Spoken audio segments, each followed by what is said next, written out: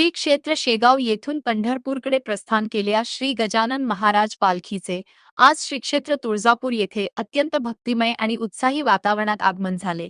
पालखी नगरीत दाखल होताच संपूर्ण परिसर गणगणगणात बोते आणि विठ्ठल हरिनामाच्या गजराने दुमदुमून गेला होता. पालखीचे तुळजापुरात आगमन झाल्यानंतर धाराशिवचे जिल्हाधिकारी तथा श्री तुळजाभवानी मंदिर संस्थानचे अध्यक्ष श्री कीर्ती किरण पुजार यांनी सपनिक पालखीचे दर्शन घेतले. त्यांनी पालखीला पुष्पहार अर्पण करून व श्रीफळ देऊन सोहळ्याचे भावपूर्ण स्वागत केले. या प्रसंगी उपस्थित मान्यवरांनी माऊलींचे दर्शन घेऊन सर्वांच्या सुख समृद्धीसाठी प्रार्थना केली. तसेच मंदिर संस्थानचे मुख्य कार्यकारी अधिकारी श्री उपेंद्र तामोरे यांनीही सपत्नीक उपस्थित राहून पालखीचे दर्शन घेतले.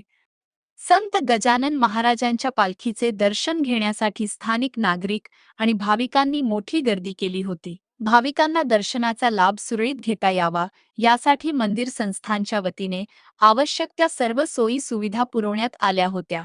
तसेच शहरात चोख सुरक्षा व्यवस्था तैनात करण्यात आली होती. या सोहळ्याप्रसंगी मंदिर तहसीलदार तथा व्यवस्थापक प्रशासन श्रीमती माया माने, मंदिर संस्थानचे विविध अधिकारी, कर्मचारी, पुजारी बांधव, हजारो वारकरी आणि भाविक मोठ्या संख्येने उपस्थित होते. एकमत डिजिटल करिता सचिन ठेले, तुळजापूर.